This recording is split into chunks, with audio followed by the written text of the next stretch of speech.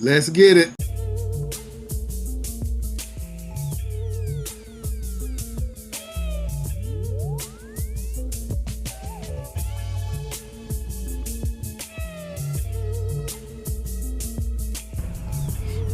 Praise the Most High. Praise the Most High. It is another absolutely gorgeous day here in the Carolinas. One I'm so glad to see. The Most High has been so good to me, and I give him the praise today. I say hallelujah to the highest. I did have a great idea I wanted to share today. I hope everyone is well. That you're able to get out and enjoy this day, not stuck up in some house or some hospital room or rehab room. That you're able to get out and move and breathe and have your very being in the Most High. Because this is the day that He has made, commanding us to rejoice and be glad in it. And I say commanding because the psalmist said, let us. It wasn't a question. Let us rejoice in it and be glad. And I'm out here by the airport, so pardon the airplane. But yeah, I had a great idea I wanted to share today. And it's simply wait on the Most High. Wait on the Most High. And one text says, wait on the Most High. Be of good courage, and He shall strengthen your heart. Wait, I say, on the Most High. And I didn't look that one up, but it was in my heart and mind. But the one we're going to look at today is 2 Peter 3:9. It says the Most High isn't really being slow about His promise, as some people think. No, He is being patient for your sake.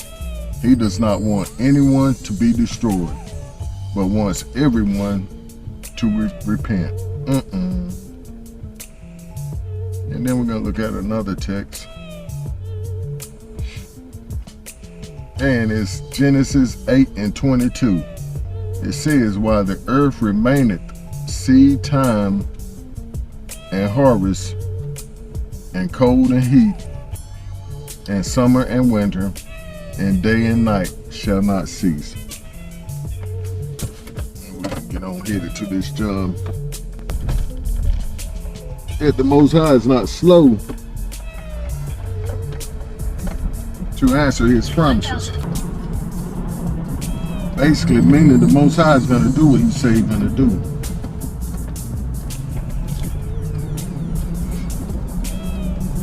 But we have to wait and be patient. And all they're saying is the Most High has a process, and we have to follow out that process. Just like that last that last script. So we got to go through the seed, the time, and the harvest in order to receive from Him.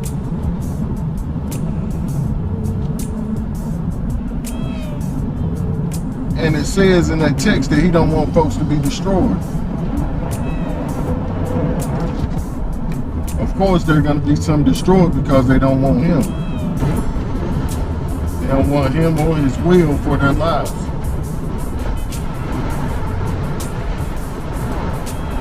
They want their own selfish plans.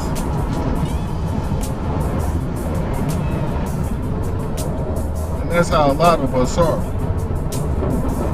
We don't want to follow orders or directions. We want our own.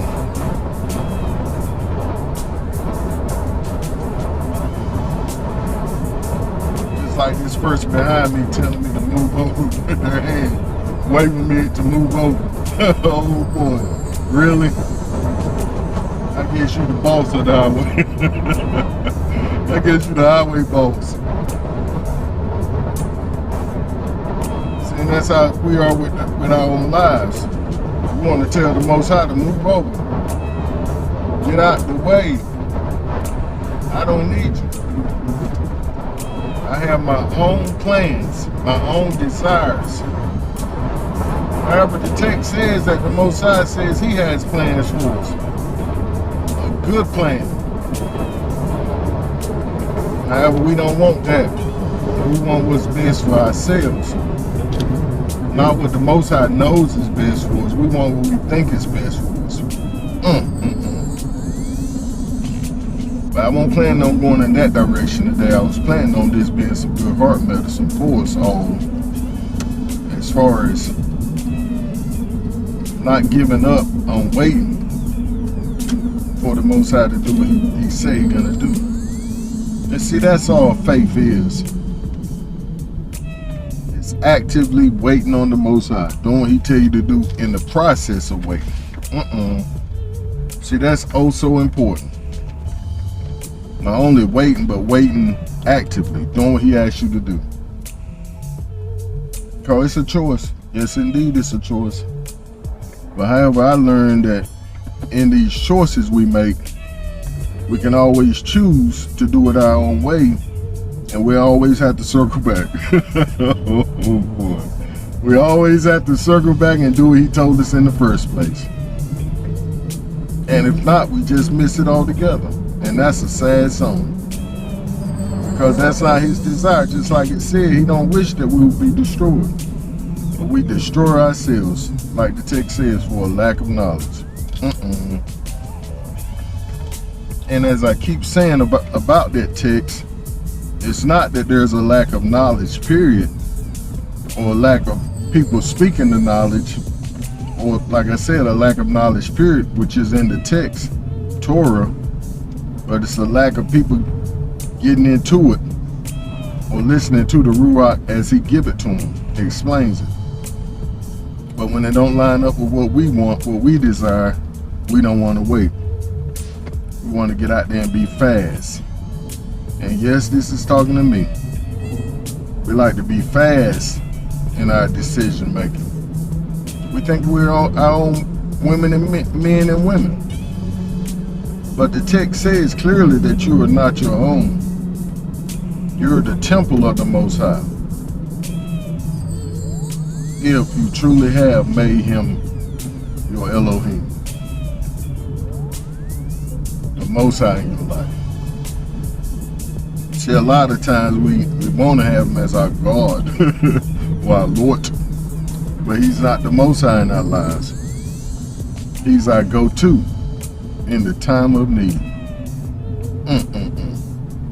But see, family, what I'm learning in my process with the way that the Most High is dealing with me is that He's, like I said, He has a process, but what He's doing, He's using one faith level to get me to the next. It's all about climbing the ladder. It's one ladder, which is the process. It's one process, but different rings on that ladder, different steps. Like the text said, or like the saying goes, we go to higher heights and deeper depths of faith. Different levels of our faith.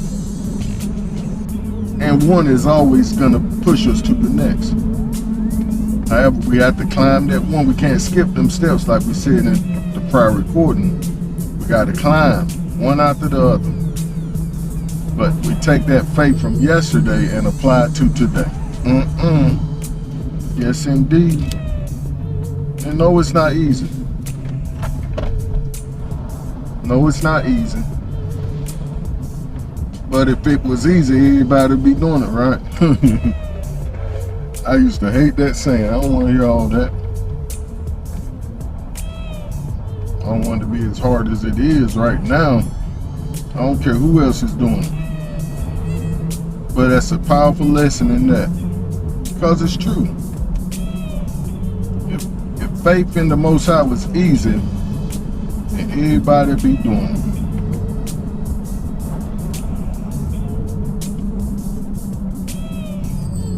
We have to want his will for our lives.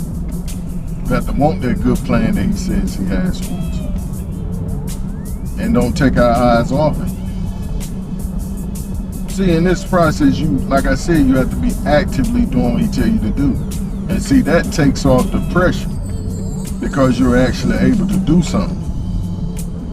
If you're not doing anything, you're just sitting in the room saying, I'm waiting on the Lord. I'm waiting on God. Then it's going to be horrible, horrific. But no, he allows you to be part of the faith process. Oh boy, that was a mouthful there. Praise the Most High for that. Because he would tell me when I was in the hospital and I went to whining to him, I'm like, Father, they keep coming up with stuff over and over and over, back to back to back, I said. He said, well, Robert, have you noticed? Every time something comes up, we knock it down. And then every time something else comes up, we knock it down. I'm like, you the one doing all the heavy lifting? He said, no, my son. It's you that has faith in me that allows me to work on your behalf. In my own words, the conversation didn't quite go that way, but in my own words, that's how it went. I said, well, praise the Most High. I'm going to let you do your part and I'm going to do my part. And see, my part was to continue to confess what he had told me. Just like he told me 2 months before I stroked out. He was like, Robert, something's about to happen. It's really going to shake your faith. But no matter what you see, and he could have said hear, feel, smell, all of those would have applied. Every sense was touched on. And he said, I never leave you or forsake you. So that means he had everything under control. He was always there. And just like when I first stroked out and woke up in the hospital, I was in terror for a hot second. He said, I'm right here, Robert. Don't forget what I told you. I never leave you or forsake you. And I calmed on down. But it took me grabbing hold of that word those 2 months before, month and 3 weeks before, when he told me that, and he told me to prepare my wife. It took me that time to instill that word in my heart. And I did it. And by me telling her, my wife, she was able to instill that word in her heart. So when the stroke happened, she jumped into faith mode, doing what she had to do and not being emotionally stressed or working out of her emotions. Praise the Most High. I can guarantee you the Most High already gave you a word concerning where you're at. If you're a bit emotionally stressed out about it, don't be stressed. Just go back to what he told you last and stand on that word. Actively stand on it. Apply that word. And it's a confession. You say, no matter what I see, I'm going to trust you, Father. Because you say right here, and you notice it gave me some script to stand on. I never leave you or forsake you. And I called that back to him probably thousands of times, because it was daily I had to repeat them words. Almost daily. I ain't gonna say it was daily. I'm quite sure it was daily, close to daily. I had to repeat them words, if not for myself, for my wife. And we together stood on that word actively. So this is just an encouraging word today. Don't get out, be too fast, and think the Most High is not actually on the case. Now, he's on the case.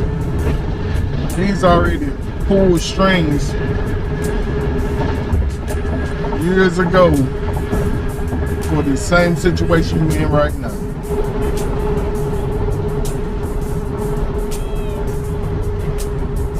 He's behind the scenes pulling strings and pushing buttons. Oh boy.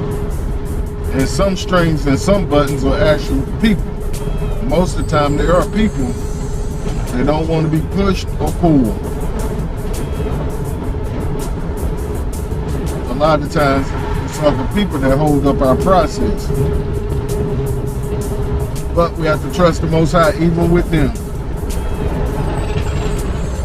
And nothing and nobody is going to stop him from doing what he planned. But I love y'all, family. Wait on him. Wait on the Most High. He got you. Stay up, keep pushing forward in the right direction. Shalom.